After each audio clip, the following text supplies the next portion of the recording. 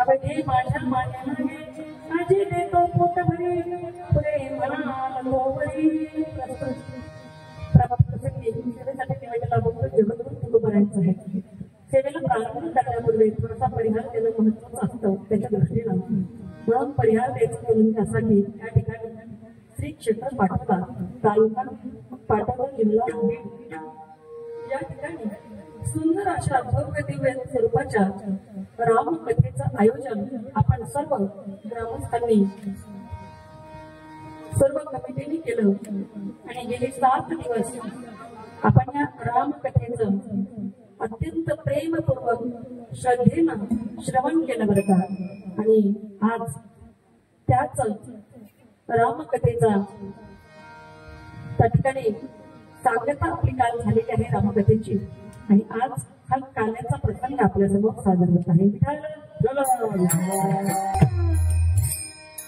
अत्यंत प्रेमाने आपण सर्व मंडळी या ठिकाणी उपस्थित आहात. त्यामध्ये मोठ्या संख्येने माझी पार्टी उपस्थित आहे. सर्व आमच्या काही पुरुष मंडळींची सुद्धा उपस्थिती आहे पण कमी आहे बरं का. आणि खरं सांगू परमार्थ जर जिवंत करून ठेवला असेल ना, परमार्थ जिवंत आणि वाढवत जर कोण असेल ना तर ते माझी महिला आहे. म्हणून मला या गोष्टीचा तुम्ही कुठल्याही सप्ताहामध्ये जाल, कुठल्याही ठिकाणी कुठल्याही कार्यक्रमामध्ये जाल, महिलांचं प्रमाण जास्त असतं बरं का महाराज. याचा अर्थ असं नाही की तुम्हाला आम्ही आमच्या घरातच नाही असं अजिबात नाही करत. खरं सांगू त्याच्या पुढे जाऊन एक वाक्य की महिलांना आपल्या घरात असणाऱ्या पुरुषांचं अर्थात त्यांचे पती असतील, त्यांचे वडील असतील, त्यांचे बंधू असतील, त्यांचे मुलं असतील, त्यांनी परवानगी दिल्यानंतरच आपण या मंडपात येऊन बसू शकतो. मग पुरुषांशिवाय आपण काही करू शकत नाही बरं का. हे सुद्धा तितकंच आहे. सांगू तुम्हाला पुरुष स्त्रीपेक्षा मोठा नाहीये आणि स्त्री सुद्धा पुरुषापेक्षा मोठी नाहीये. दोघेही परस्परांना पूरक अशा प्रकारचे हे आहेत. आणि म्हणून कुणीही गर्व करू नये मी मोठा मी मोठी. आपण दोघे पुरुष आणि स्त्री दोघे एकमेकांना परस्पर पूरक आहेत. सांगायचं तात्पर्य आपण सर्वांच्या माध्यमातून सर्वांच्या सहकार्याने सर्वांच्या एक मदतीच्या भावनेने हा सुंदर प्रकारचा कार्यक्रम या ठिकाणी सुंदर प्रकारे पार पडला. त्यामध्ये ज्यांनी चटया अंथरण्यापासून ते महाराज मंडळीच्या जेवणाची सोय लावली त्या सर्वांचे आभार एका शब्दात व्यक्त करते. विठाल विठाल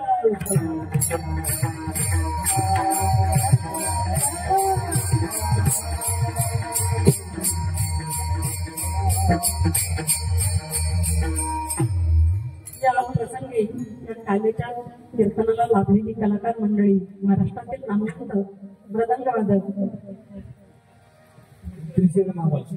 उत्तरेश्वर महाराज पौशे बेलेवाडी आतापर्यंत जे आहे परवा दिवशी भेटलो पण कसं व्हायला महाराज उत्तरेश्वर महाराज माझं वय होत चाललंय बाकी काही नाही विसरत नाही कोणाला.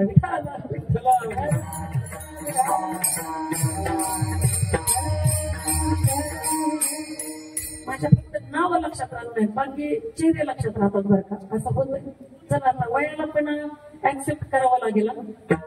त्याच्याबरोबर त्यासाठी गायनासाठी लाभलेली साथसंगत आमचे हरिभक्तपरायण शिवाजी महाराज बेलेवाडीकर त्याचबरोबर आमच्या अण्णा बरोबर पाठवते हरिभक्तपरायण नारायण महाराज जाधव त्यांचा माझा सुद्धा प्रश्न आहे. ते माझ्या कीर्तनाला बरीच कीर्तनाला ते उभे आहेत साथसंगत केलेली आहे. मी आपण सांगितलं त्याचं कारण अलीकडे आमच्या अण्णा काय म्हणते रघुनाथ महाराज शेवाळे आज प्राकट्याचं दर म्हणून प्रसन्न आहे. वा दुग्ध शर्करा आहे आणि सर्व मंडळी त्या ठिकाणी महिला मंडळ त्याचबरोबर पेटीवर असणारे हरिभक्तपरायण देवीदास गुरुजी त्याचबरोबर विना घेऊन उभे असणारे महाराज सुरेश महाराज शिंदे. बाबा नाही गोड दिसताय तुम्ही आणि छान हसता पण तुम्ही. वा वा काय बाबा बाबा येतात माझ्यासोबत. हा काय आपलं फुकट खायचं फुकटची गाडी बसायला गाडी आली. हा आज हे गाव उद्या ते गाव माहिती आपलं बरं आहे. सांगलीला ताई मी असे कीर्तनात म्हणले कीर्तनात म्हटलं बाबा मला तुम्ही खूप आवडला तर का शिवाजी महाराज मला तुम्ही खूप आवडलं म्हटलं बाबा येता का माझ्यासोबत. काय बघता महिला मंडळ माझ्याकडं कीर्तन संपलं आणि मी नाही तरी बाबा माझ्या अगोदर जाऊन गाडीत बसते. मी म्हटलं बाबा काय नाही बाबा म्हणे ताई तुम्ही नाही का कीर्तनात म्हणला माझ्यासोबत येता का. मी फक्त कीर्तनातच म्हणते लई मोठे म्हणतात माझ्यासोबत. आणि या कथेला साथसंगत करणाऱ्या महाराष्ट्रातील नामवंत गायिका माझ्यावर अगदी पहिलीसारखं प्रेम करणाऱ्या हरिभक्तपरायण ज्या संगीताताई सोळसकर त्या सुद्धा या ठिकाणी उपस्थित आहेत. की त्यांचे मनपूर्वक धन्यवाद व्यक्त करते. त्याचबरोबर आमचे चिरंजीव असणारे बालकीर्तनकार पृथ्वीराज महाराज गायकवाड हे सुद्धा या ठिकाणी उपस्थित आहेत. कीर्तनाला साथ करत आहेत त्यांचे मनपूर्वक आभार व्यक्त करते. आणि त्याचबरोबर साऊंड सिस्टीममध्ये दादा गोड त्यांची साऊंड सिस्टीम आहे बरं का. 7 दिवस कसलाही त्रास झाला नाही तर साऊंड सिस्टीम वाल्यांकडे बघून असं वाटतं माईक घरात फेकून हाणावं. एवढे काही डेकोरेशन करतात बरं का. मी म्हणते तुम्हाला कमी जास्तच करायचं ना बटनाला फिरवायचं त्याला काही एक्स्ट्रा चार्ज लागतो का. एक्स्ट्रा ताकद लागते का दादा नाही ना. काही काही माईक सिस्टीम वाले अशी पूर्ण करतात आपल्याला वाटतं याच्याकडे नुसतं बघितलं तर बरं झालं असतं. पण माझ्या अक्षयबाबांचा चेहरा पाहणार काय हसरा चेहरा आहे बरं का. गोड व्यक्तिमत्व आहे बरं का. म्हणून त्यांचे सुद्धा मी या ठिकाणी आभार व्यक्त करते.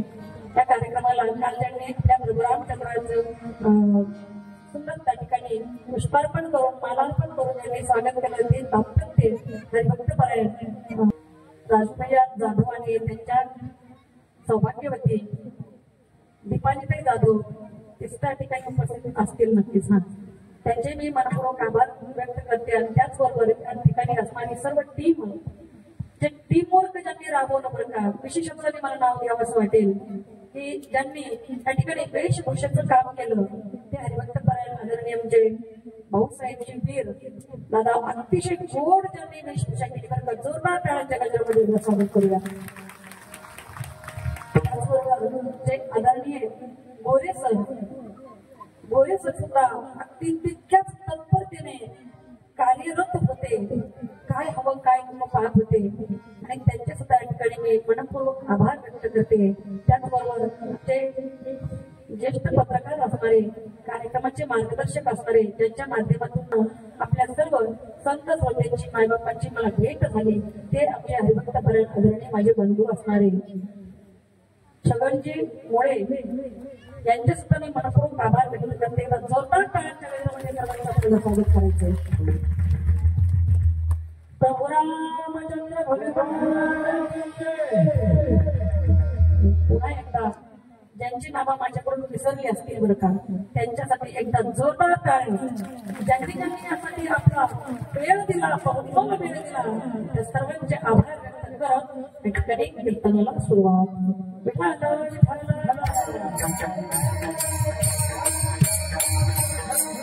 त्याचबरोबर महिला मंडळ कमी नाही. मी कधी मध्येच सांगितलं तुम्हाला तिथं पुरुष मागे होतात तिथं महिला समोर येते. खुद महाराज शिक्षण काय म्हणले उतरेश्वर महाराज मी जाते म्हणली त्याला मारायला कोणाला जगाच्या बापाला. आम्ही काय कमीच त्या आदरणीय हरिभक्त परायण सुंदर त्यांचा आवाज आहे सुंदर व्यक्तिमत्व आहे. हरिभक्त परायण आदरणीय आमच्या भीमाताई त्याचबरोबर आमच्या आशाताई मंगलताई आणि सर्व महिला मंडळ बनत होता. आमच्या काल ठिकाणी माता शबरी सुद्धा या ठिकाणी उपस्थित आहेत बरं का. शबरी महिन्यासाठी सुद्धा एक जोरदार टाळ्या होऊन जागेवर. आज काल आहे काला फक्त एक निमित्त मात्र आहे. तुम्हाला मी प्रभू रामचंद्राचं चरित्र 7 दिवस सांगितलेलं आहे त्याच्यामुळं काला हा एक त्या ठिकाणी कर्ण क्रमप्राप्त आहे म्हणून आपण काला करतोय. विशेषत्वाने सर्वांचे आभार व्यक्त करण्यासाठी मला या ठिकाणी सुंदर संधी भेटली. त्या संधीचं सोनं केल्याशिवाय मी राहते बघा. आणि आज या ठिकाणी माझे जिवंत ज्वलंत जातिवंत दैवत असणारे नेहमी माझे आई वडील माझ्या सोबतच असतात. परंतु काही कारणानं आई जरा बाहेरगावी असल्यामुळं त्या ठिकाणी माझे वडील आज उपस्थित झालेले आहेत. माझ्या वडिलांच्या पायाला पादस्पर्श करून मी कीर्तनाला सुरुवात करते. त्याचबरोबर माझ्या सासूबाई सुद्धा या ठिकाणी उपस्थित आहेत. आणि आज कथेला भेट देता आली नाही काल्याच्या कीर्तनाला तरी जावं असा विचार करून माझी छोटी बहीण सुद्धा या ठिकाणी उपस्थित आहे. त्यांचे सुद्धा मी मनपूर्वक आभार व्यक्त करते आणि कीर्तनाला सुरुवात मिळाला.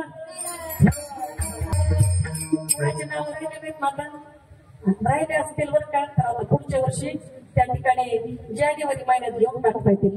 जानेवारी महिन्यामध्ये हळदी कुंकाचा सण असतो ना तो नवऱ्याला घ्यायला आपण ज्यांचे ज्यांचे नाव राहिले त्यांच्या चला महाराज म्हणता याल तरी यारे लागे अवघे माझ्या मागे मागे भगवान परमात्मा स्वतः या अभंगामध्ये बोलत आहेत बरं का. काय म्हणतात भगवान परमात्मा भगवान गोपाल कृष्ण म्हणत आहेत याल तरी तुम्ही जर आलात ना याल तरी यारे लागे आलात तरी या. मी नेहमी सांगत असते देवाला आपली गरज नाही संतांना आपली गरज आहे. संतांना आपल्याला सुधारायचं आहे. संतांना आपल्याला जागेवर आणायचं आहे. संतांना आपला उद्धार करायचा आहे. देवाला काहीही घेणं देणं नाही. देव काय म्हणतो ते म्हणते याल तरी आलात तर या. संत म्हणतात बाबांनो मी तुमच्या पाया पडतो मी हात जोडतो तुमच्या पाया पडतो तुम्ही भगवंताच्या नामस्मरणाकडे या. संत असं सांगतात आपल्याला पण देव म्हणतो यायचं असेल तर या. याल तरी यारे लागे अवघे माझ्या मागे मागे. आणि जर तुम्ही माझ्या मागे मागे आलात तर मी काय करेल. जर तुम्ही माझ्या मागे मागे आलात तर मी काय करेल. आजी देतो पोट भरी. मी काय करेल तुम्हाला पोट भर देईल. पोटभर काय देईल खायला देईल. माणसं कशासाठी जातात खाण्यासाठीच ना. तर आपला सगळा प्रपंच कशासाठी चाललाय कशासाठी चाललाय. 7 दिवस संगीतात आहे तुम्ही कशासाठी थांबला देतात कशासाठी बरं माझं सांगते जाऊ. मी कथा केली 7 दिवस कशासाठी केली माहिती का मोठं डबूला भेटावं म्हणून केली. म्हणजे माझ्या भेटलं कसं बरं वाटते कशासाठी केली खरं सांगते. पॉकेट भेटणार आहे मला पॉकेट भेटणार आहे म्हणून मी केली. आजही शिवाजी महाराज आहेत आमच्या अण्णा आहेत पेटे मास्तर आहेत मर्दकाचार्य कशासाठी आले तर काहीतरी भेटावं म्हणून आले. तसं भगवान परमात्मा म्हणतोय तुम्ही जर माझ्या मागे आलात ना तर मी काय करीन आजी देतो पोट भरी. आणि पोट कधी भरतं माहितीये का तुम्हाला. कधी पोट भरलेलं असतं बघा. एखाद्या माणसाला खायचं असतं बरं का पण वाढणारा कंजूस असला ना तर खाण्याचं मन लागत नाही बरं का खाण्याला. आणि आपल्याकडं बरं आहे हो, तुम्ही पुणे मुंबईकडे जा, तिकडं आपण गेलो का गेले गेले म्हणतात आलात का, आता दिसत नाहीत का एवढे मोठे आले. चहा घेणार का, नाही नाही चहा घेत नाहीत आम्ही, चहा घेत नाहीत आम्ही, इंद्रियल घेतो इंद्रियल. मग जेवण कराल का, नाही आम्ही जेवण नाही, आम्ही गाजर जेवण खातो. पुण्याकडे जातो मी पाहुण्यांकडे, अहो ते असे विचारतात असं वाटतं पटकन निघालेलं बरं येतं. आणि जेवायला करतात एवढ्या चपात्या असतात त्यांच्या, एवढ्या हाता एवढ्याला चपात्या. आपल्या समोर आपल्या आरती वाटवून आपल्याकडचा रंगकट्ट्या माणूस जावा तिकडं, आणि आरती चपाती त्याला एक घासाला पण पुरत नाही. आणि ते समोर बसतात बरं का समोर, आणि काय म्हणतात बरोबर, हवं का हवं का, थोडीशी घ्या ना, चतकुर पोळी घ्या ना, हवं का हवं. अरे ताटात काहीच नाही ना, तुमचं डोबलं हवं का विठालं.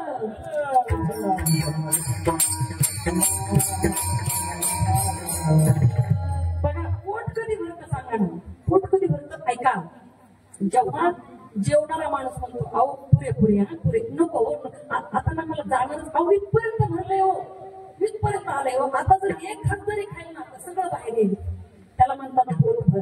म्हणून भगवान परमात्मा म्हणतात कुठपर्यंत देईल मी तुम्हाला, पुरे म्हणाल तो वरी, पुरे पुरे. आपण अशा ताटाला हात लावतो नका, आता टाकूच नका बरं का, वयाला जाईल उगीच, टाकूच नका, पुरे झालं हो, पुरे झालं, तोपर्यंत आपलं पोट भरलेलं नाही असं समजायचं. म्हणून भगवान परमात्मा काय म्हणतात, आजी देतो पोट भरी, कुठपर्यंत पुरे म्हणाल तोवरी, पुरे पुरे म्हणाल तोपर्यंत देतो. पण माझ्यासोबत येत असताना एका गोष्टीचं ध्यान ठेवायचं, काय तर आपल्याला चोरी करून खायचंय ना, आपल्या घरातलं कुठे खायचंय हक्काचं. भगवान परमात्म्याने चोऱ्याच केल्या हो, चोरी करून खायचं. मग त्यासाठी चोरांना माहित असतं कसं जायचं असतं, कसं चालायचं असतं. आणि भगवान परमात्मा चोर नाही बरं का उत्तरेश्वर महाराज, भगवान परमात्मा चोर नाही, चोरांचा मोरक्या आहे, मोरक्या, चोरांचा लिडर आहे, बरोबर आहे ना, चोरांचा लिडर आहे तो.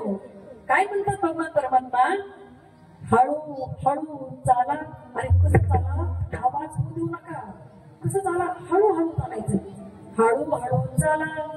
कोणी कोणाशी न बोला, कोणी कोणासोबत बोलायचं नाही. बोललं तर ज्याच्या घरात चोरी करायची ना ती उठतील ना, जागे होतील ना, आणि मग आपल्याला मार खावा लागेल. बघा कोणी कोणाशी न बोला, कोणी कोणाशी बोलायचं नाही. आणि चालताना आपल्या पायाचा आवाज होऊ द्यायचा नाही, हळूहळू चाला. कोणी कोणाशी न बोला, तुम्ही सुद्धा कोणी कोणाशी बोलू नका. आता मंडपात बसतात ना कीर्तन संपेपर्यंत, माझ्याकडे बघा इकडे फक्त ऐका आता, हा चला. आणि शेवटी तुकोबाराय काय म्हणतात, की तुका म्हणे सांडा घाटे. तुम्ही तुमच्या जीवनातला घाट्याचा जो सौदा आहे ना, घाट्याचं जे तुमचं वागणं आहे, बोलणं आहे, करणं आहे, घाट्याचा सौदा माणसानं कधीच नाही केला पाहिजे बरं का जीवन जगत असताना.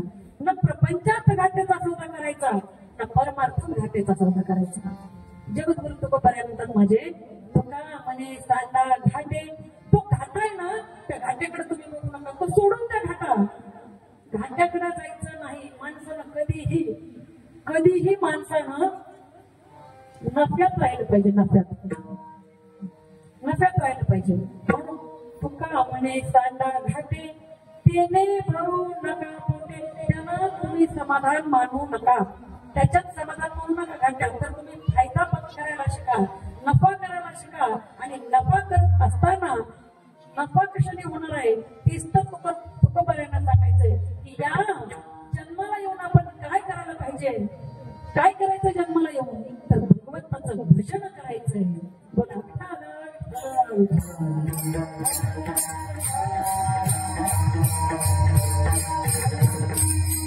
परमात्मा आहे. स्त्रियांसाठीचा खरा परमार्थ सांगेल मी आपल्याला. आपल्या पतीच्या व्यतिरिक्त इतर पुरुषांचं चिंतन हे मनात नाही ना, हा स्त्रियांसाठीचा खरा परमार्थ आहे. हा स्त्रियांसाठीचा खरा परमार्थ आहे. पुरुषांसाठीचा खरा परमार्थ सांगून जाईल मी दादा.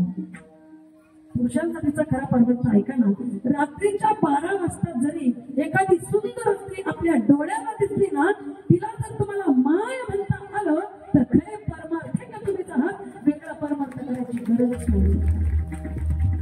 संसारिकाचा परमार्थ सांगेल मी.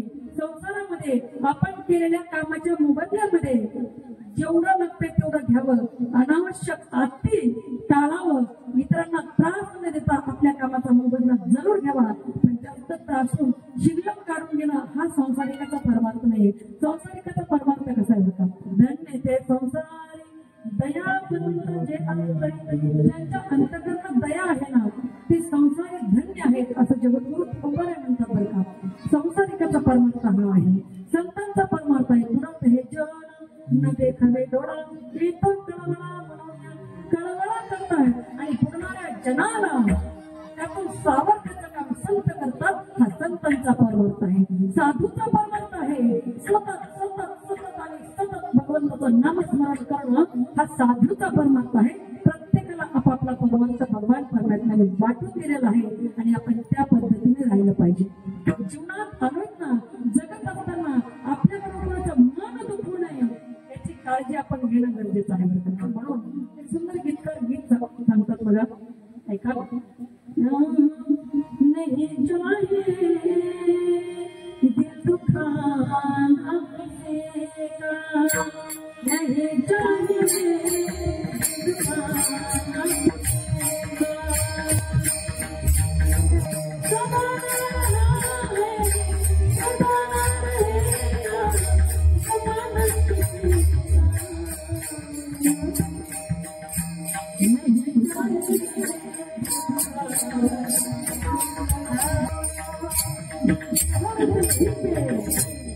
शोहरत यहीं पे रह जाएगी, शोहरत यहीं पे रह जाएगी, दौलत यहीं पे बह जाएगी, नहीं साथ जाएगा खजाना किसी का, नहीं जाए दिल दुखाना किसी का. कुणाचं मन आपल्याकडून दुखू नये याची खबरदारी आपण घेतली पाहिजे. आणि खऱ्या अर्थानं हेच माणसांचं कर्तव्य आहे. या जन्माला आपण आलोय ना, परमार्थ फार अवघड नाही. मी तुम्हाला 2 मिनिटात किती सोपा परमार्थ आहे सांगेन आणि आपण काल्याच्या प्रसंगाकडे वळणार आहोत. बघा, तुम्ही भागवत कथा ऐकली, भागवत कथा बरोबर आहे, सगळ्यांनी ऐकली भागवत कथा. बघा, भागवत कथा ऐकताय अतिशय चांगली गोष्ट आहे, नतमस्तक आहे तुमच्या समोर. पण ज्यांना होत नसेल भागवत कथेला जाऊन बसणं, त्यांनी फक्त काय करायचं, घरी बसल्या बसल्या राधेचं स्मरण करायचं. राधा राधा राधा राधा हे स्मरण करायचंय. राधेचं स्मरण केल्यानंतर त्याला भागवत ऐकण्याचं पुण्य प्राप्त होत आहे. छाती ठोकून प्रतिभाताई गायकवाड सांगते, पण संतांच्या आदेशानुसार सांगते, माझ्या मनाने सांगत नाही. प्रमाण आहे. राधे राधे जपा करो, राधे राधे जपा करो, राधे राधे जपा करो,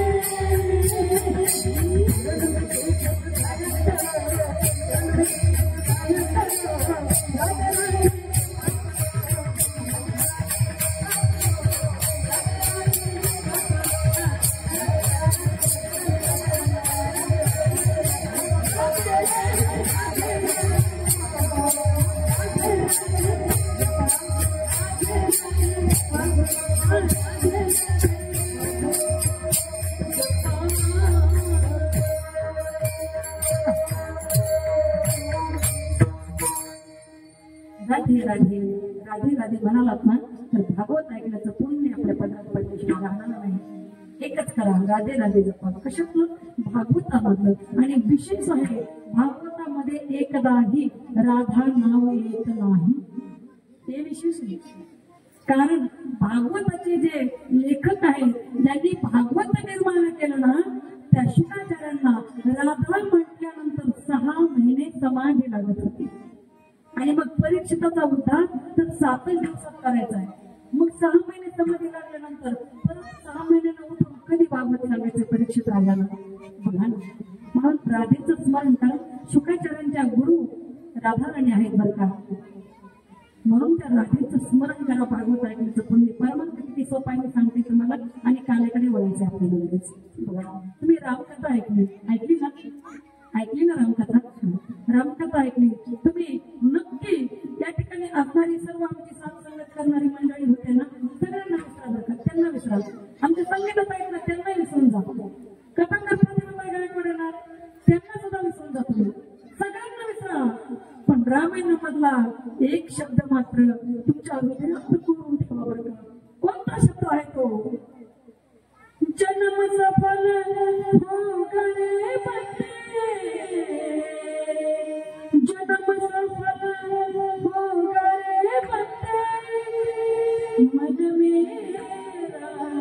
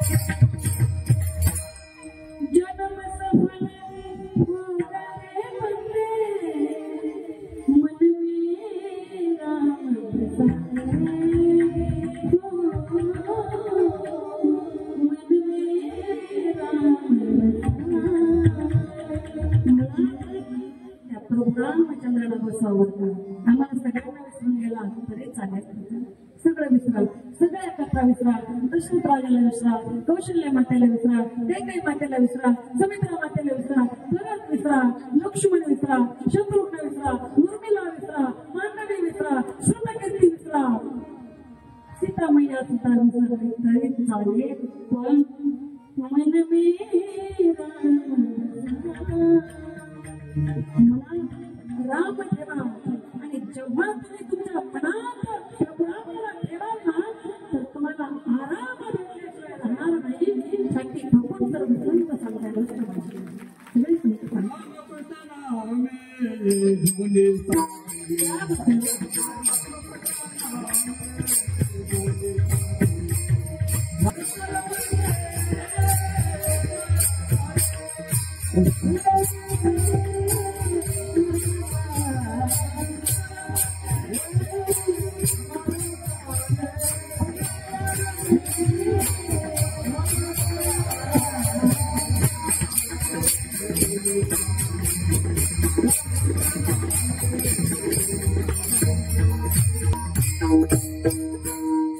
राम कृष्ण हे दोन्ही साजरी हृदय मंदिरे स्मराकार हृदयाच्या मंदिरामध्ये यांना साठवा बरं का.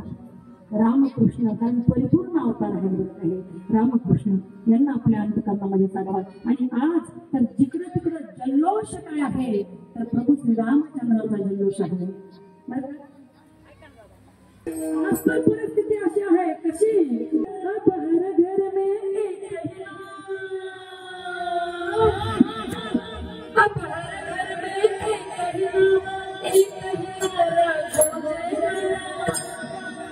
भारत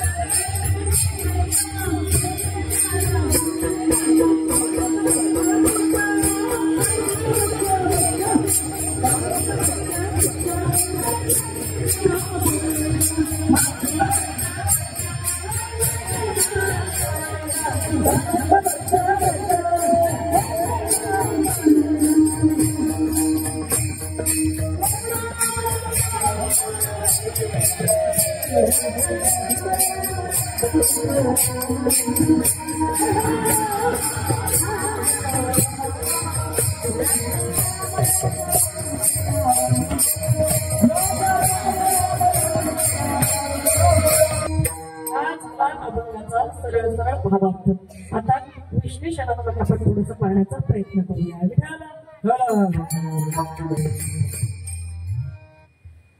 आज प्रभू रामचंद्राचा जन्मोत्सव आपण आपल्या कथेमध्ये सुंदर प्रकारे जन्मोत्सव साजरा केला. त्यावेळी वरुण राजाने सुद्धा आपल्या या प्रभू रामचंद्राच्या जन्मावेळी हजेरी लावली होता.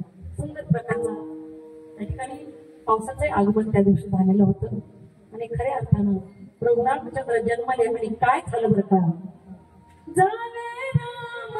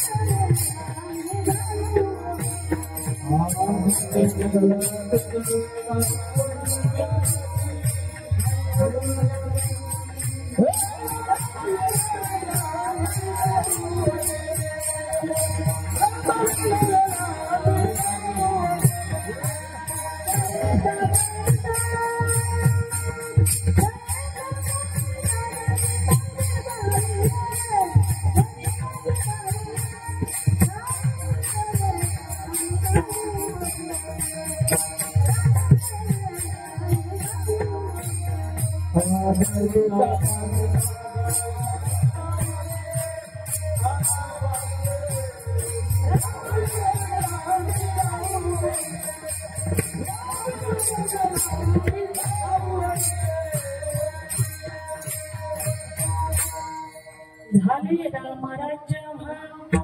आपल्याला काही होणार आहे का? रामराज्य झालंय, पण आता आपण ते टिकवणं सुद्धा महत्वाचं गरजेचं आहे.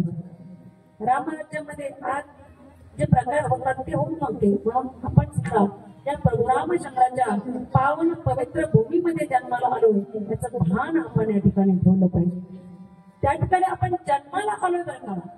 काही लोक म्हणतात जन्माला येताना आपण काहीच घेऊन येत नाही, पण मी म्हणे जन्माला येताना सुद्धा आपण काहीतरी सोबत आणलेलं आहे. काय आणलंय? अहो जन्मच कोणासोबत घ्यावं लागतं माहितीये ना. जन्म घेणे लागे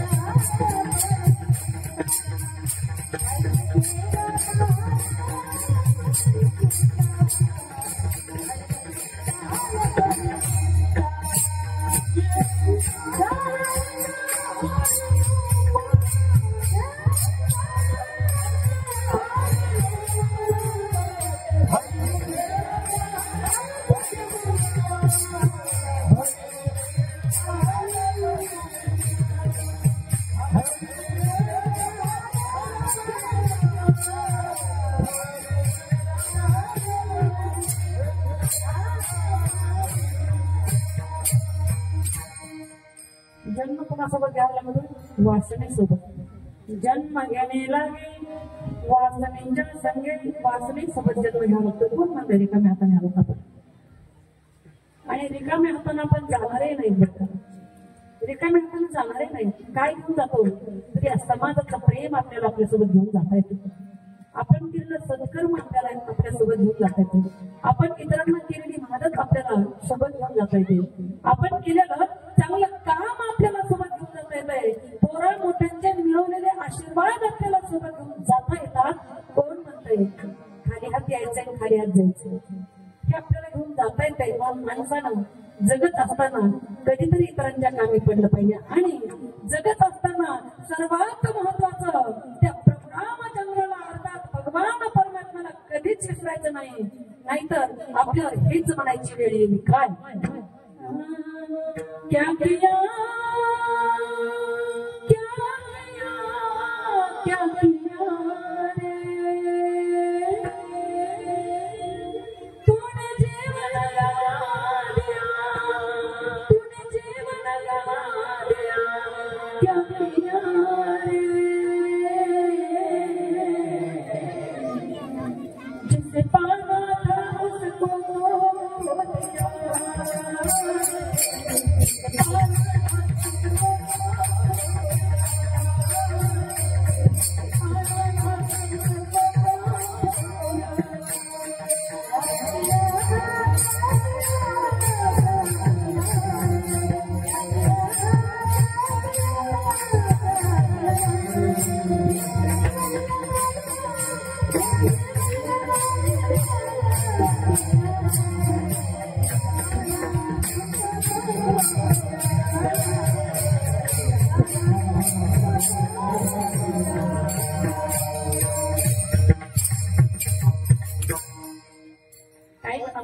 क्या किया जन्म येऊन काय केले तुवा मुद्दल गमाविले. मुद्दल गमावायचा असा आपण व्यवहार कधीच करायचा नाही. व्यवहार करत असताना मुद्दलामध्ये आपल्याला काहीतरी वाढून आलं पाहिजे, त्याला व्यवहार म्हणतात. नाहीतर घाट्यातला व्यवहार म्हणतो. म्हणून जन्माला आलं ना त्या भगवान परमात्म्याला कधीच विसरायचं नाही. हे महत्वाचं आहे. जीवन जगत असताना तुम्ही पैसा कमवा, धन कमवा, संपत्ती कमवा, इस्टेट कमवा, गाड्या घ्या, घोड्या घ्या, शेती बंगले, काय करायचं ते करा, पण हे सगळं इथं सोडून जायचंय एवढं मात्र कायम लक्षात ठेवा.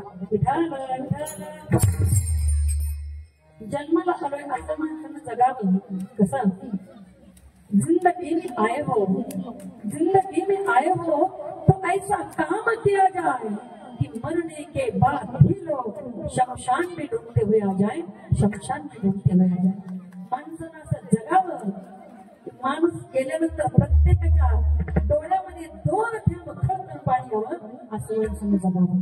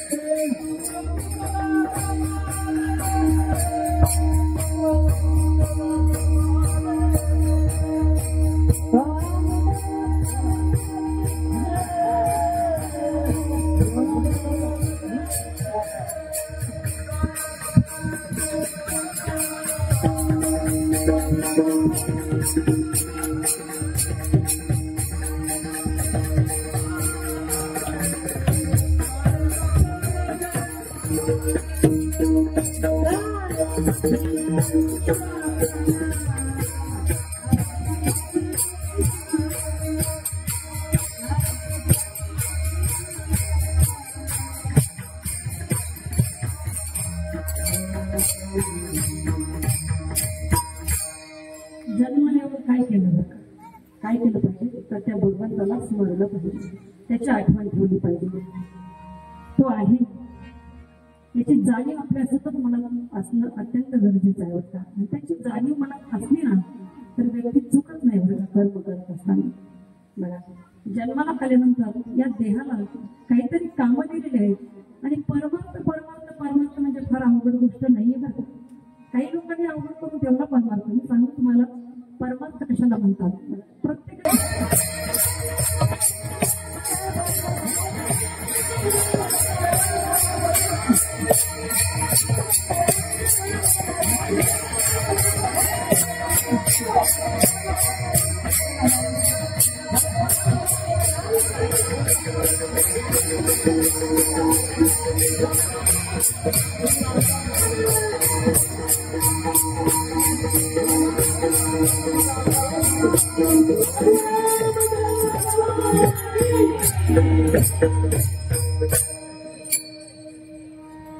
आणि खरंच ही लूट आहे बरं का. ज्यांना लुटता येत ना ते भाग्यवान.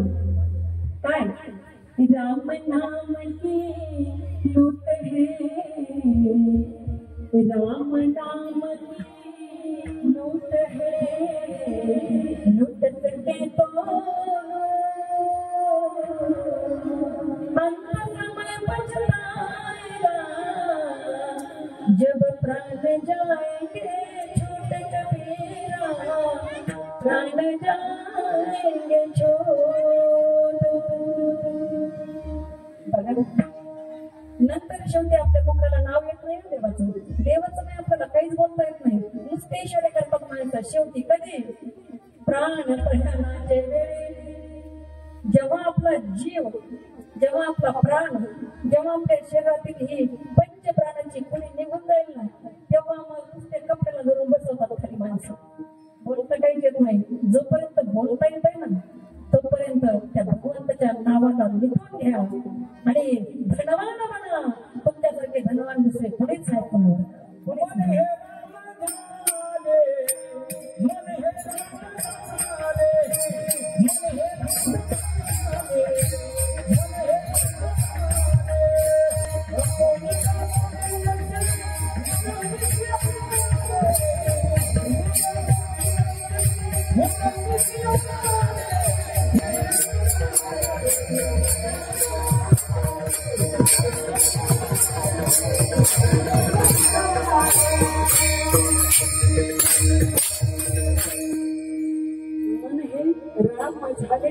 राममय आपल्याला होता येतं. कोण झालं राममय? कोण झालं हो राममय? महाराज म्हणतात राम म्हणता रामाची होई जे, पदी बैसोनी पदी जे. माता कौशल्या राम झाली बरं का. कधी झाली? जेव्हा गर्भामध्ये प्रभू रामचंद्राचं आगमन झालं. मातेने त्या ठिकाणी अतिशय डोहाळे, मी त्या दिवशी सांगितलं तुम्हाला कथेमध्ये की डोहाळे लागली पाहिजेत बरं का, पण डोहाळे चांगल्या कामाची लागली पाहिजेत. मी सांगितलं एखाद्या महिला मंडळांचं कुणी कुणी भिंत चाटतं, भिंत डोहाळे लागल्यानंतर. कुणी माती खातं, माती, कुणी कोळशे खातं. मी आमच्या गावाकडे पाहिलं, तुम्हाला खोटं सांगत नाही. मी त्या दिवशी पण सांगितलं, आज पण सांगते. मी स्वतःच्या माझ्या डोळ्यांनी पाहिले हो. सारून झाल्यानंतर भिंत चाटतात महिला भिंत. मी म्हटलं हे काय? ते म्हणले बाई डोहाळीच तशी येत बरं. अशी डोळे लागल्यानंतर जन्माला काय यायचं हा प्रश्न आहे. डोळे आपल्याला लागले पाहिजे पण चांगल्या कामाचे. जेव्हा माझ्या कौशल्य मातेला डोहाळे लागले ना, तेव्हा त्या कौशल्य मातेला वाटलं माझ्या हातात धनुष्य द्यावं आणि मी शत्रूचा निपात करावा, विजय मिळवावा आणि या देशामध्ये, या राजधानीमध्ये, या राष्ट्रामध्ये रामराज्याची गुढी उभारावी, असे डोहाळे माझ्या कौशल्य मातेला लागले होते. तसे डोहाळे आपल्याला पण लागणं गरजेचे आहे. काहीतरी करायचं, काहीतरी करायचं. विचार करा ना, आपल्या अगोदर भरपूर माणसं होते या दुनियेमध्ये, आपल्या अगोदर भरपूर माणसं होते, पण तरी आपण जन्माला आलो. तर नसतो आलो तर काही बिघडलं असतं का? काही बिघडलं असतं का? आपण नसतो जन्माला आलो तर उतरेश्वर महाराज बिघडलं असतं काही? पण तरी आपण जन्माला आलो. त्याचा अर्थ आहे भगवान परमात्म्याला आपल्याकडून सुद्धा काहीतरी करून घेण्याची अपेक्षा आहे, म्हणून आपण जन्माला आलेलो आहोत का. मग त्या भगवंताला आपण कधीही विसरता कामा नये. त्याने आपल्याला, आणि माणसाच्या शरीराचा, माणसाच्या देहाचा स्वार्थच हा आहे. काय? नर देहाचा हाची स्वार्थ. साधावया चौथा पुरुषार्थ. धर्म, अर्थ, काम आणि मोक्ष 4 पुरुषार्थ शास्त्राने सांगितले आणि त्यापैकी मोक्ष हा पुरुषार्थ आपल्याला साधावयाचा आहे. तो कसा साधावयाचा आहे तर संत महात्म्य वर्णन करतात. संतांच्या संगतीशिवाय काहीही करता येत नाही. हरी प्राप्तीशी उपाय बनावे संताचे ते पाय किंवा संत विना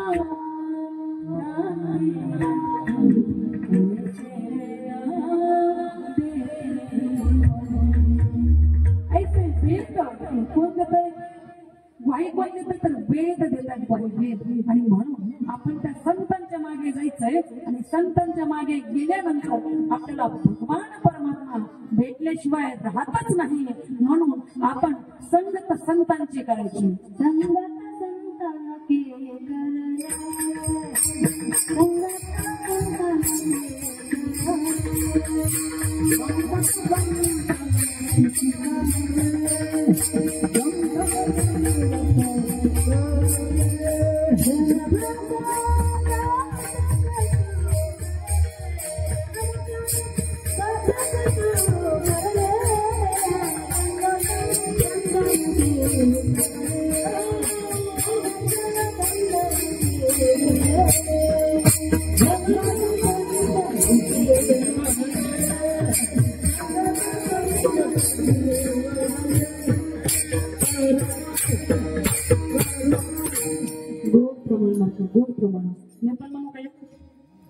संतन के संग लाग रे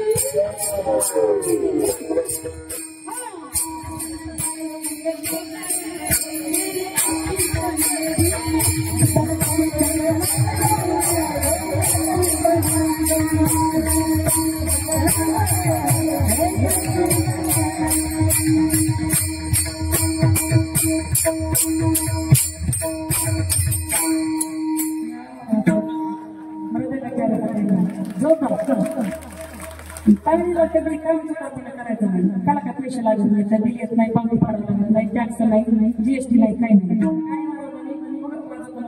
करायचंच नाही तसं आम्ही तुम्हाला खूप छान शिकवले अजिबात आणि तुम्ही शिकलात पण बघा तसं तुम्हाला अगोदर जे होतं का मी पाहणार म्हणजे शिकवण्यासाठी इतकी मी मोठी नाहीये पण त्यातले त्यात अजून काही सांगितलंय आता खूप छान सगळ्यांसाठी तुम्ही किती टाळ्या वाजवल्या बरं प्रेमामध्ये खरंच खूप खूप आणि खऱ्या अर्थानं आज आपण हा प्रभू रामचंद्राच्या जन्माचा उत्सव या ठिकाणी साजरा करतो खऱ्या अर्थानं प्रभू रामचंद्राने त्यांच्या जीवनामध्ये प्रभू रामचंद्र त्या ठिकाणी मृत्यू लोकांमध्ये मानवाच्या रूपात आले प्रभू रामचंद्राशिवाय जी दुनिया चालत नाही दुनिया चले ना श्रीराम के बिना रामजी चले ना हनुमान के बिना आणि म्हणून त्या हनुमंतरायासाठी एकदा भजन गायचंय आणि लगेच काल्याकडे प्रस्थान करायचंय आपल्याला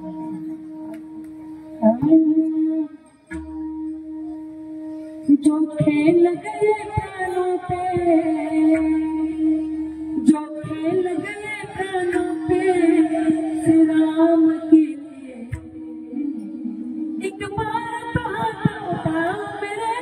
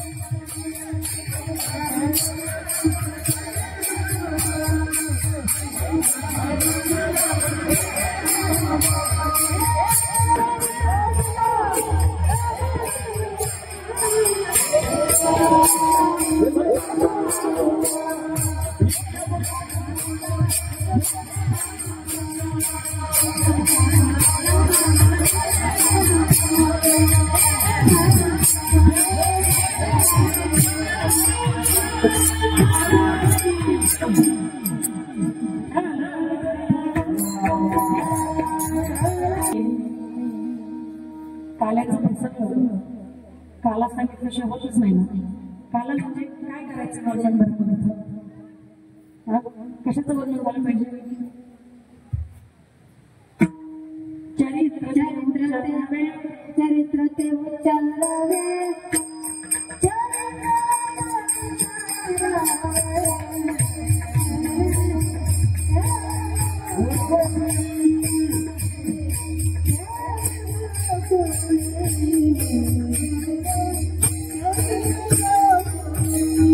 चरित्र ते उच्चारावे.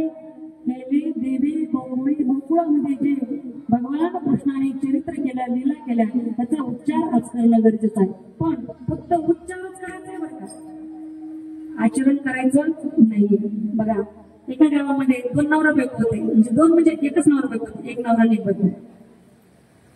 एका गावामध्ये एक नवरा आणि एक बायको राहत होते. बिचाऱ्यांना खूप सुंदर त्या ठिकाणी त्यांचा स्वभाव होता आणि दररोज वेगवेगळ्या कथा ऐकण्यासाठी जायचे. एके दिवशी त्या ठिकाणी पती जो आहे ना, पती गेला भागवत कथा ऐकायला आणि भागवत कथेमध्ये वर्णन आलं की भगवान गोपाल कृष्णाला 16,108 पत्न्या होत्या आणि जर आपल्याला एवढ्या असत्या तर किती आपली परिस्थिती झाली असती? बरोबर ना पुरुष म्हणून भगवान परमात्म्याला 16,108 बायका होत्या. मी म्हणते एकीनं आपले हाड उघडे पडले, हाड फासुळे उघडे पडल्या, दुसरी केली का मुडच काढायचं काम. त्यानं ऐकलं की कृष्ण कन्हैयाला 16,108 बायका होत्या. घरी आला, बायकोला म्हणला, कागो म्हणला मी आज कथा ऐकली, कथेमध्ये महाराज म्हणत होते भगवान गोपाल कृष्णाला 16,108 बायका होत्या, मला तर एकच आहे म्हणजे अजून एखादी करू का? कुणाला म्हणतोय? बायकोला. काय केलं असेल तिनं? कोण म्हणलं चप्पल घेऊन आली? फळावकडे तो म्हणला त्या देवाला 16,108 बायका होत्या, मग मी जर एखादी केली तर काय बिघडतंय? बायको म्हणली मी पण कथा ऐकायला गेले होते शेजारी, पांडव प्रताप ग्रंथ मी ऐकत होते आणि त्या पांडव प्रताप ग्रंथामध्ये असणारे त्या द्रौपदीला 5 पती होते, 5. मी पण करू का एखादा? जमन काय साहेब? विचार करायचा. काय करायचा विचार? भगवान गोपाल कृष्णाने 16,108 बायका का केल्या त्याचं कारण आहे भागवतामध्ये. तुम्ही ऐकलं असेल, तुम्हाला सांगितलं असेल भागवताचार्यांनी. नसेल सांगितलं तर पुन्हा पुढच्या वेळेस भागवत कथा माझी ठेवा, मी सांगून जाईल तुम्हाला. ठेवा इशारा जाता जाता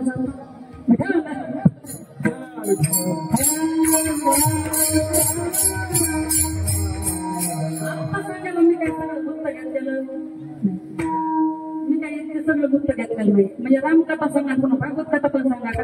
एकाच कथेमध्ये नाही, तसं जमणार नाही. पुन्हा भागवत कथा घ्या पुढच्या वेळेस, सांगून जाईल मी तुम्हाला काय केल्या, काय कराव्या लागल्या, त्याची कारण आहेत ना भागवतामध्ये. ऐका, मला सांगायचंय भगवान गोपाल कृष्णाचा फक्त उच्चार करायचा आहे, त्या चरित्राचा, त्या लीलांचा आचरण अजिबात करायचं नाही.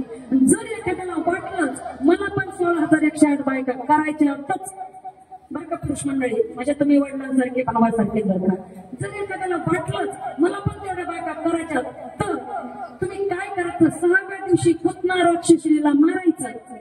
12 गाव अग्नी करायचा, मोठमोठे रणधुरंधर दैत्य मारायचे, कंसाला मारायचं. कोणा म्हणायचं मी 16,108 बायका करतो तर जमेल? असं जमणार नाही. देवाची बरोबरी करायची आपण प्रयत्नच केला नाही पाहिजे. हो, प्रयत्नच नाही केला पाहिजे. मग काय करायचंय? तर चरित्र ते उच्चारावे केले देवे गोकुळे. मग काय चरित्र केले? तर चरित्राला थोडक्यात आपण सांगायचं आणि प्रयत्न करू. भजन करा विठाला. देवकी मैया आणि वसुदेवांचं लग्न झालं. लग्न एवढं थाटामाटात झालं आणि सांगितलं जातं त्या देवकी मैयाला एवढं धन संपत्ती, धन द्रव्य एवढं दिलं होतं की जाताना नेणाराची अक्षरशः फजिती झाली. कसं द्यावं? आपल्याला अर्धा निघत असतं तर 10 माणसं पळापळी करतात. हे टाका, ते शोकेस कपाट, हे अंकट, बरोबर आहे. ते देवकी मैयाचं लग्न होतं आणि लग्नामध्ये कंसानं एवढा त्या ठिकाणी मनसोक्त खर्च केला होता आणि स्वतः त्याचं कारण आहे बरं का. माणसं खर्च करतात, काही मोठी माणसं असतात ना, 2 नंबरचा पैसा असतो म्हणून काय करतात, एखाद्या सप्ताहाला 5-25 हजार वर्गणी देतील, तिथं जातील, मान सन्मान घेतील. अरे ते काळाचं घाल दिलं म्हणून काही दिवसासाठी दिलंय ना. मी म्हणेन तुम्ही दानशून्यचं ठरू शकत नाही. एखादी 200 रुपये रोजाने जाणारी बाई आहे आणि तिने जर या सप्ताहाला 100 रुपये जरी आणून दिले ना, मी म्हणेन सगळ्यात मोठी दानशक्ती आहे, सगळ्यात मोठी दानशक्ती आहे. तुम्ही काळ्या धनाचा 25,000 दिले का, 50,000 दिले का, 1 लाखाचा चेक दिला का, त्याला अर्थ नाहीये. कंस का करत होता हे सगळं, तर स्वतःच्या बापाला तुरुंगात टाकलंय त्यानं. मला राजा व्हायचं म्हणे, तुम्हीच कुठपर्यंत राजा जातात. आणि मी सांगू का तुम्हाला, प्रत्येक बापानं हे लक्षात ठेवलं पाहिजे, आपला मुलगा आपल्या बरोबरीला आला ना, राज्यकारभार त्याच्या हातात दिला पाहिजे. राज्यकारभार म्हणजे आपण आता राजे नाही राहिलो, घरातलाच कारभार त्याच्या हातात दिला पाहिजे. आपल्या हयातीमध्ये तू करवाला, तुला जमा तसं कर, चुकतोय ना तिथं बापानं सांगायचं, काम करायचं, मार्गदर्शन करायचं. पण बाप माणूस तर त्याच्या कमरेच्या चाव्याच्या सुटतच नाही, काय करावं. आणि बाप गेल्यानंतर मग पोरं गोंधळतात, काय करू, कसं करू. मग चुलते मालते जे असतात ना, ते लुबाडण्याचा प्रयत्न करत असतात. म्हणून प्रत्येक बापाला माझी तुमची लेख म्हणून विनंती असेल की आपल्या हयातीत आपल्या मुलाला कारभार आणून दिला पाहिजे. तसं कंसाला वाटलं बापाचं राज्य कुठपर्यंत चालवायचं, कारण कंसाचे वडील असणारे अतिशय संचन व्यक्तिमत्व आणि सुंदर प्रकारे राज्यकारभार चालवत होते.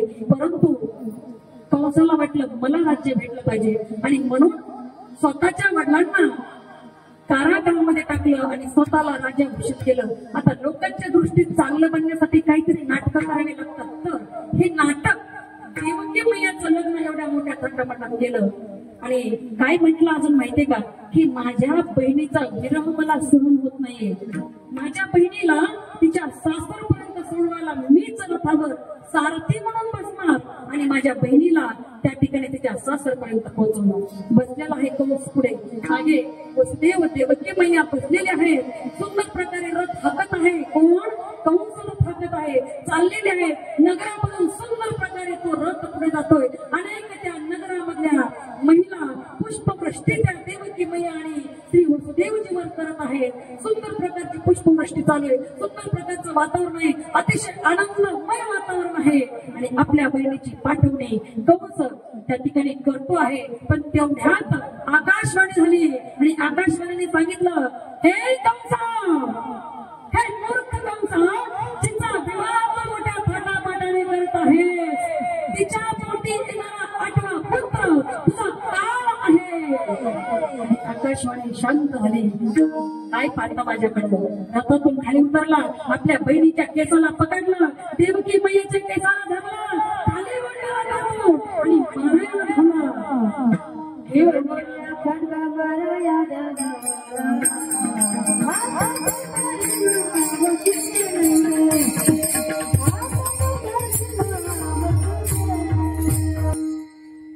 घेऊन या खड्ग मारायला धावला, हात तो धरला वसुदेव. वसुदेवजी म्हणतायत, हे बघा कंसाला म्हणतात, आता ही तुझी बहीण राहिलेली नाहीये, आता ही माझी पत्नी आहे आणि पत्नीचं संरक्षण करणं हे प्रत्येक पत्नीचं काम असतं बरं का.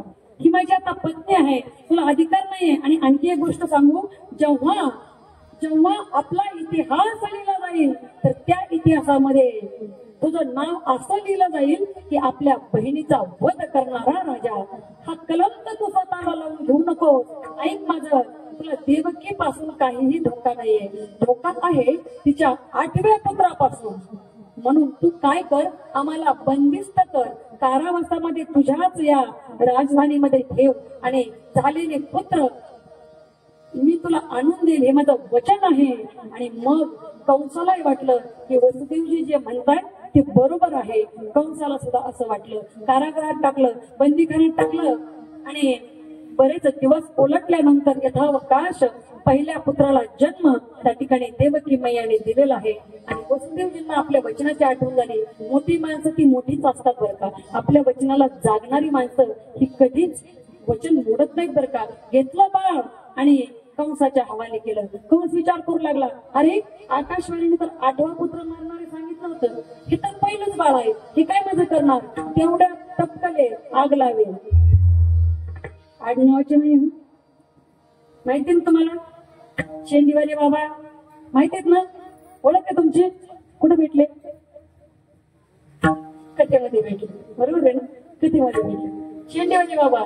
आपल्याला बघा, आपल्या पूर्वीच्या काळी, आता नाही तेवढं, पण पूर्वीच्या काळी अँटेना फिरवा लागायचा आपल्याला, अँटेना चित्र दिसण्यासाठी. आम्ही लहानपणी बघा, आम्ही एक जण वरती जायचो, छतावर गच्चीवर जायचो आणि खाली एक जण उभा असायचं. आम्ही वरती वरती गेलो म्हणजे आला का चित्र, खालचं म्हणत नाही नाही अजून फिरो फिरो फिरो, अरे थोडा होतं ना. जे 30-35च्या पुढचे ना त्यांना अनुभव आहे हा. परत मुंगी यायच्या, मग अजून अरे इकडे फिरो इकडे फिरो तिकडे फिरो तिकडे फिरो. मला सांगायचं काय तो सांग, ऐका ना, हा एकमेव अँटेना आहे, हा एकमेव अँटेना आहे ज्याच्या टीव्हीवर कधीच मुंग्या येत नाही. ते अँटेना म्हणजे आमचे देवर्षी नारद बरं का, देवर्षी नारद. अजिबात तिन्ही लोकांमध्ये भ्रमंती करणारे देवर्षी नारद टपकले ना आणि कंसाला म्हणले, कंसा काय करतोस, how are you, what are you doing, काय करतोस तू, तू कसा आहेस विचारलं. जवळ आले, म्हटले काही नाही, हे देवकीला पहिला पुत्र झालाय, त्याला मारण्याच्या प्रयत्नात विचारत होतो, पण म्हंटल हा आपल्याला काय करणार आहे, देवकीचा 8वा पुत्र आपल्याला मारणार आहे, याच्यापासून काही धोका नाही, नको याला मारायचं.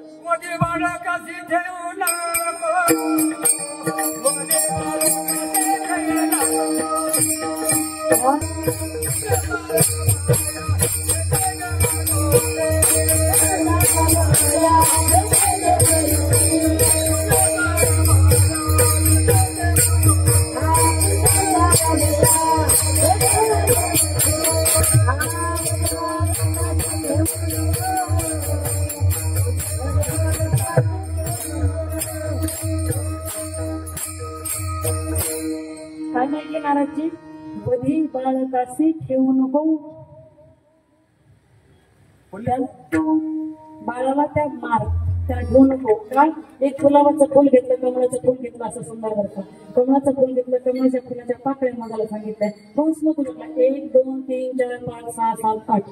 आता म्हणजे इकडून घ्यायचं, 1 2 3 4 5 6 7 8. जो पहिला होता तो 8वा झाला आणि जो 8वी पाकळी होती ती पहिली झाली. म्हटलं आता इकडून मोज, सगळे पाकळ्याकडून मोडा लावलं आणि मग नारदजी म्हणतात, अरे या देवाचा काही भरोसा नसतो, हे कोणतं पहिलं कोणतं 8वं असेल हे पण कळत नाही आपल्याला. तू काही असं गाफील राहू नको, याला पण लावून टाक, याला ठेवू नको. का तर पापाचा घडा भरवायचा होता. तसं आपल्यालाही कधी कधी असे नारदजी भेटतात बरं का, की आपल्या पापाचा घडा भरण्यासाठी कारणीभूत ठरतात. त्या नारदजी पासून आपण वाचलं पाहिजे. वास्तविक पाहता आपण म्हणतो आग लावे, कळ लावे, पण महर्षी देवर्षी नारदाच्या कळ लावण्यामुळे अनेक शास्त्रांची निर्मिती झाली आणि आपल्याला ते ऐकायला भेटतंय. आपला उद्धार त्यांच्या आग लावण्यामुळे झालाय, पण आत्ताच्या नारदाच्या आग लावण्यामुळे कोणाचा उद्धार काही होणार नाही. म्हणून आत्ताच्या नारदांच्या नादी आपण लागायचं नाही. विठाला याला ठेवू नको, त्याला मारून टाक. काय बघताय, गरगर फिरवलं आणि कंसानं त्याला मारून टाकलं. अशी 6 पुत्र मारून टाकले. 7वा योगमायाला सांगून त्या ठिकाणी रोहिणीच्या गर्भामध्ये स्थानापन्न केला, तेच बलरामजी. आणि 8वा, आता 8वा जन्मायचा आहे. 8वा सतत सतत सतत सतत ध्यान आहे. आणि कंसाला भीती पडली, कारण ज्याचा ध्यास लागतो ना सतत तीच दिसतं आपल्याला. पाणी प्यायला गेला कंस, पाण्यामध्ये वाटत 8वा मारणार. आता जेवायला बसला 8वा नुसतं 8वा एवढंच त्याच्या लक्षात होतं. आणि खऱ्या अर्थानं आता भगवान परमात्म्याच्या जन्माचा त्या ठिकाणी वेळ प्रसंग येतोय. रात्रीचे 12 वाजले. प्रभू रामचंद्राने त्यांच्या अवतारामध्ये रात्रीला सांगितलं होतं की हे रात्री मैया तू नाराज होऊ नको, मी पुढचा अवतार जेव्हा घेईल ना तेव्हा तुझ्याच वाट्याला माझं सुख येणार आहे. प्रथम पाहण्याचं सुख तुझ्याच वाट्याला येणार आहे. कारण प्रभू रामचंद्र दिवसा 12 वाजता जन्मले आणि भगवान गोपाल कृष्ण रात्रीच्या 12 वाजता जन्मले. प्रभू रामचंद्राच्या अवतारामध्ये रात्री मैयाला वचन दिलं होतं म्हणून भगवान गोपाल कृष्णांना रात्री जन्मावं लागलं, कारण वचनाचे बांधील आहेत. वचनाचे बांधील आहेत आणि रात्रीचा प्रहर आहे. आणि ऐका, एवढं सुंदर वातावरण आहे, नद्या खळखळ खळखळ मंजूळपणे वाहत आहेत, सौम्य वारा वाहत आहे, शीतल चांदणा पडलेला आहे, इतका सुंदर भव्य दिव्य असा असणारा त्या ठिकाणी तो समय आहे. आणि अशा समयी भगवान गोपाल कृष्ण 8 वर्षाची चतुर्भुज मूर्ती त्या मैया देवकी समोर त्या ठिकाणी प्रकट झाली. बोला गोपाल कृष्ण भगवान की जय. देवकी मैया म्हणली, बाबा कोण आहेस तू? म्हणलं, आई मी तुझा मुलगा आहे. मम्मी मम्मी मी तुझा मुलगा. ती म्हणली, बा असा माझा मुलगा सांगितल्यावर तुला कुणी माझं म्हणेल का? मला असं नकोय मुलगा, माझ्या मांडीवर खेळून आलं पाहिजे मला मुलाला. ते कृष्ण कन्हैया म्हणू लागले, गोपाल कृष्ण म्हणू लागले, मम्मी मम्मी नव्हते म्हणले ते, मम्मी आत्ताच ते आईच म्हणले बरं का. आणि आपल्या मुलांना आपल्याला मम्मी म्हणायला लावत जाऊ नका बरं का. मम्मी म्हणजे प्रेत शरीर आहे बरं का, ते मेलेलं शरीर. इजिप्त मध्ये मेलेल्या शरीराला मम्मी असं म्हणतात. आता चुकून कोण म्हणले ते म्हणले, पण आता इथून पुढं तरी आपल्या लेकराला आपल्याला आई म्हणायला लावा, आई म्हणायला लावायचं बरं का. कृष्णकडे म्हणतात, आई मी लहानच होणार आहे ग, पण तुम्हाला काही सांगण्यासाठी आलोय. सांगायचंय मला. काय सांगायचंय? नंदाच्या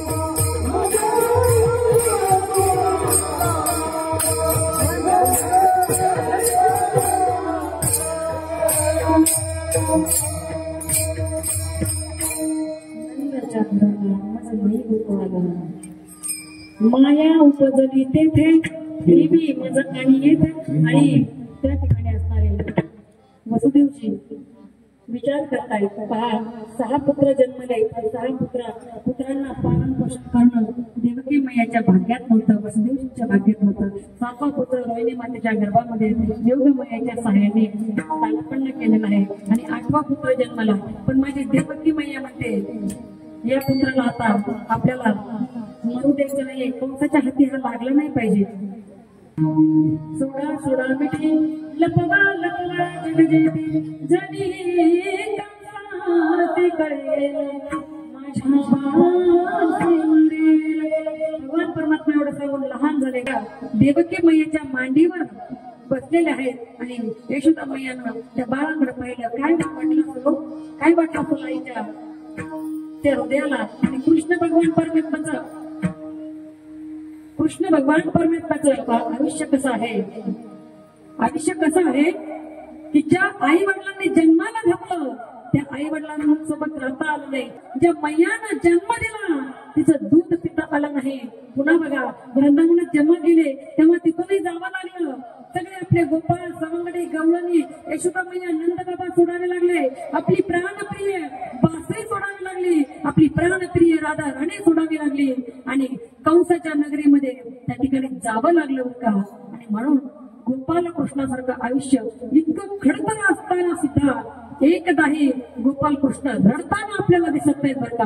वास्तविक पाहता प्रभू रामचंद्राचा जन्म राजकुमार म्हणून झाला, पण प्रभू रामचंद्र तेवढे जास्त हसताना कधी दिसत नाहीत आणि गोपाल कृष्ण कधी रडताना दिसत नाहीत. ही तफावत 2 देवांच्या मधली आहे बरं का. विठाल विठाल. गोपाल कृष्णाला त्या ठिकाणी वसुदेवजींनी यमुना मैयाच्या पुरातून त्या ठिकाणी गोकुळामध्ये आणून ठेवलं. त्या ठिकाणची माया घेतली, आपल्या नगरीमध्ये आले. आणि माया आणल्यानंतर गोपाल कृष्णाला घेऊन जाताना सगळे सैन्य झोपलं, शिपाई झोपले, पारीगरी झोपले, दरवाजे उघडले, कुलप निघाले, सगळं सुटलं आणि वसुदेवजी निघाले, तिथून माया आणली. माया म्हणजे आरडाओरड करणे. माया आणली की लागली ती रडायला मोठमोठ्याने. कळलं सगळ्यांना. आता आठवा जन्माला आहे वसुदेवा. त्या ठिकाणी कंसापर्यंत बातमी कळली आणि कंसाने पाहिलं तर ही मुलगी आहे. त्या मुलीला घेतला आणि विचार केला हिला कशाला मारायचंय, पण नाही, नारदांनी सांगितलं ना आता कोणाला सोडायचं नाही.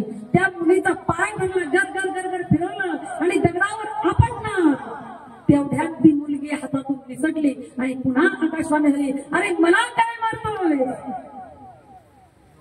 काय मारतोस, तुला मारणारा, तुझा वध करणारा माझ्या अगोदर जन्माला आलेला आहे. तुझं लागी वधी जन्माला आहे कधी, तर माझ्या आधी तू जन्माला आहे. त्या आकाशवाणीने सांगितलं. मग काय, आठवा कुठे जन्माला आहे, कसा जन्माला आहे, कधी जन्माला आहे. त्या ठिकाणी इतकं चौकशी झाली आणि आता आसपासच्या गावामध्ये जन्मलेल्या बाळांना मारण्यासाठी आता प्रत्येकाला तयार करू लागलेले कंस.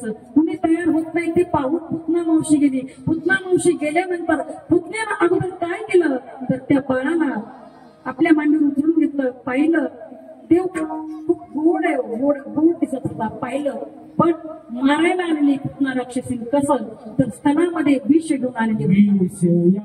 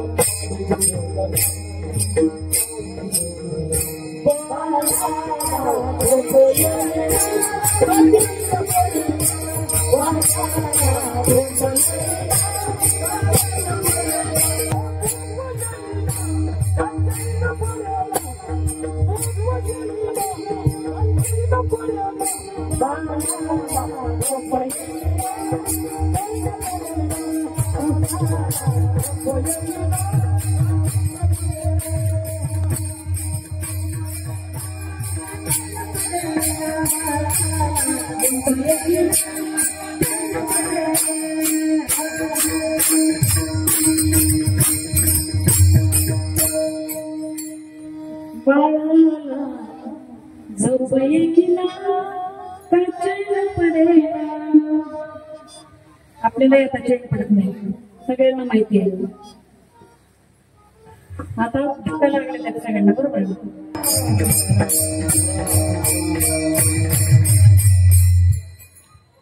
त्या ठिकाणी भगवान परमात्म्याला पुतणेने मारण्याचा प्रयत्न केला, पण पुतणेला सुद्धा भगवान परमात्म्याने उत्तम गती त्या ठिकाणी दिली. अशा प्रकारे अनेक कागसुराला बकासुराला अनेक प्रकारचे दैत्य आले, सर्वांना संपवलं, सर्वांचा उद्धार भगवान परमात्म्याने केला. आणि आता एके दिवशी भगवान परमात्मा म्हणतात, ताई मला आता गाई चारायच्या, गाई घेऊन मला वनात जायचे, गाई घेऊन सवंगडी बना, गाई घेऊन सवंगडी बना, गाई घेऊन मला वनात जायचंय. एकच प्रसंग सुंदर सांगणार आहे आणि लगेच कार्याच्या प्रसंगाला काल आपण करून घेणार आहे. बरं का, गाई चारला गेल्यानंतर त्या वनामध्ये काय झालं ऐका ना.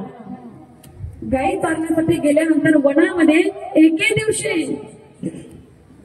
एका मोरणीने भगवान गोपाल कृष्णाला पाहिलं आणि ती मोरणी म्हणू लागली, काय सुंदर देव आहे, काय गोड आहे, राजस सुकुमार, मदनाचा पुतळा, तुझं पाहता पाहता सामोरी दृष्टी न फिरे माघारी. मोरणीने ते पाहिलं आणि तिला वेडच लागलं. कैसे वेड लाविले गोवळ्या, कैसे वेड लाविले काय वेड लागलं. घरी गेली मोरणी आणि रात्रंदिवस तिच्या तो भगवान परमात्मा तो कृष्ण कन्हैया चिंतात आहे आणि तिला बोलायचं सुधरत नाही, काही काम करायचं सुधरत नाही, तिला काही काम करावं असं वाटेना आणि ती गुपचूप एका जागेवर अशी बसून राहिली. मोर आला बाहेर आणि मोराला विचारलं, बायको गप्प राहिली का? नवरे विचारतात, कारण नेहमी बडबड करणारी बायको गप्प दिसली का नवरे टेन्शन मध्ये येतात. बरं का, नवरा म्हणला एक बायको टेन्शन मध्ये होती आणि नवरा बाहेर झाला, म्हणला का एवढे टेन्शन मध्ये दिसतेस? बायको काय म्हणले, ऐका ना महिला मंडळ विशेष ऐका जरा थोडं. महिला मंडळ तुमच्यासाठी विशेष आहे. बायको म्हणली, अहो 2 दिवस झालं म्हणली तुमचं आणि माझं भांडण झालं नाही, आणि भांडण्यासाठी कारण शोधते. 2 दिवस झालं पण काही कारणच सापडत नाही, म्हणून मी टेन्शन मध्ये येते. महिला कशामुळे टेन्शन मध्ये येतील, बायको कशामुळे टेन्शन मध्ये येतील सांगता येत नाही. मोरणीला मोर विचारतोय, हे मोरणी, हे प्रिये, तू का ग टेन्शन मध्ये, का बोलत नाहीस, तू का अशी गुपचूप बसतेस. तेव्हा मोरणी सांगू लागली की मी त्या गोपाल कृष्णाला पाहिलंय आणि तो एवढा गोड आहे बरं का, एवढा गोड आहे ना तो देव, आणि मी त्याला पाहिलंय ना तर मला काहीच सुचत नाहीये, काहीच काम सुचत नाहीये. सारखं त्याची मूर्ती माझ्या डोळ्यासमोर आहे आणि मला दुसरं काही पाहायची इच्छाच राहिली नाही. मग मोर म्हणाला, कागद मोरणी, मग मला दिसेल का तो, मला दर्शन देईल का तो. ती म्हणली, हो का नाही देणार, जामणी वृंदावनामध्ये आणि त्याच्या महालाबाहेर बसून भजन कर. काय बघता माझ्याकडे. मोर उठला आणि जाऊन बसला कृष्ण कन्हैयाच्या दरबारामध्ये आणि भजन करू लागला. श्री कृष्ण गोविंद हरे हरे, हे नाथ नारायण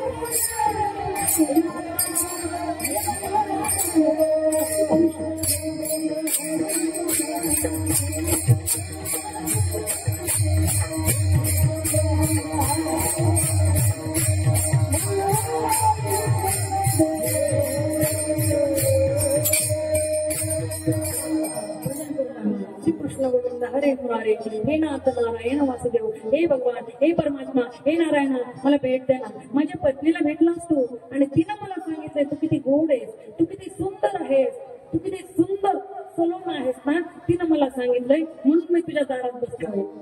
पण कृष्ण कन्हैया काही भेट द्यायला तयार नाहीये.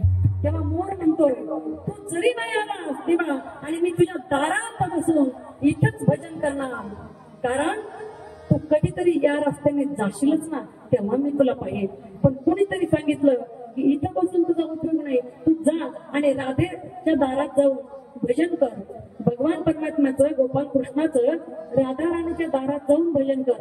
मग मोर उठला आणि राधा राणीच्या दारात जाऊन भजन करू लागला बरं का. काले कमली वाला मेरा यार है, काले कमली वाला मेरा यार है,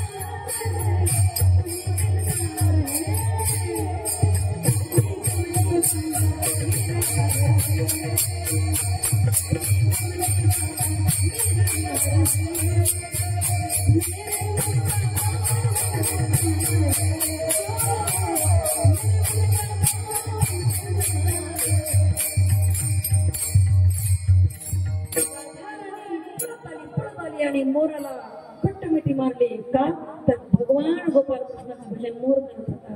आणि आता राधा राणी म्हणते, हे बघ मोरा, तुला कोणीतरी सांगितलं ना माझ्या दारातून भजन करायचं, आता मी सांगते तू काय कर, माझ्या दारातून उठ आणि त्या गोपाल कृष्णाच्या दारात जाऊन माझं भजन कर.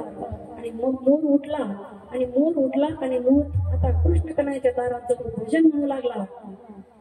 काय भजन करते कृष्ण कन्हैयाच्या दारात जाऊन, मी तेरे से बड़ी हूँ राधा रानी लागे, महारानी लागे, मैं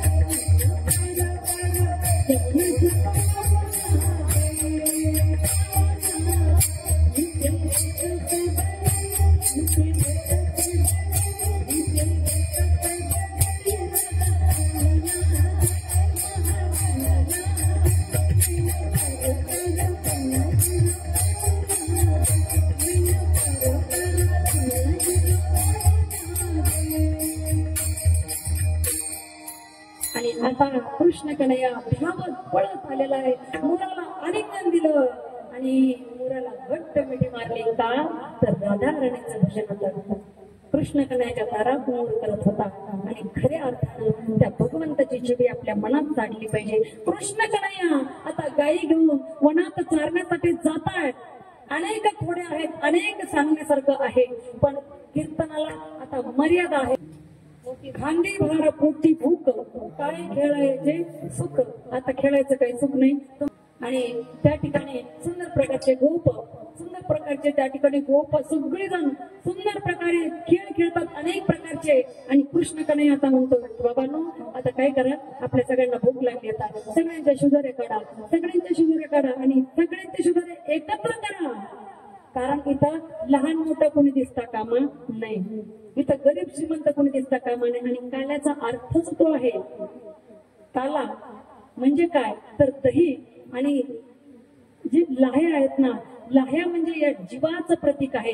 जीव म्हणजे लाही आणि भगवान परमात्मा म्हणजे दही. जेव्हा लाही दह्याला चिकटते ना, तेव्हा इकडं तिकडं कुठेही ती उडवलं जात नाही.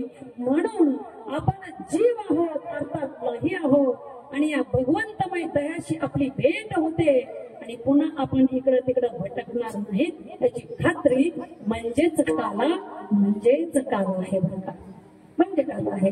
विठाला विठाला सवंगड्याला बोलावलं. सगळे अष्टादल आकारात बसलेले आहेत, कमळाच्या फुलाच्या पाकळ्यासारखे बसलेले आहेत. मधोमध गोपाल कृष्ण बसलेले आहेत आणि गोपाल कृष्णाने सांगितलं, सोडा रे. एक जण त्यातलं होतं, ते म्हणलं आमच्या घरी कुणीच नाहीये, माझी आई गावाला गेली, माझे पप्पा गावाला गेले, घरी कुणीच नाही, स्वयंपाकच केला नाही. काय हरकत नाही म्हणजे बस म्हणले, या आमच्याकडे. ज्याच्याकडे नाहीये ना त्याला आपल्यात घेणं आणि त्याला खाऊ घालणं, त्याचा अर्थ काला आहे. त्याचा अर्थ काला. आपणच पोटभर खायचं आपल्या ढेरग्याला, हे जमणार नाही. सगळ्यांना सोबत घेऊन खाणं चालणं म्हणजे काला आहे. आणि मग भगवान गोपाल कृष्ण म्हणतात की सगळेजण आता एकत्र या, सगळेजण सोबत या. ज्याच्याकडे नाहीये याची चटणी भाकरी आहे, याची पुरणपोळी आहे, बरं का मंडपाई, याची पुरणपोळी आहे, त्याला आपल्यात घ्या, चटणी भाकरीला आपल्यात घ्या.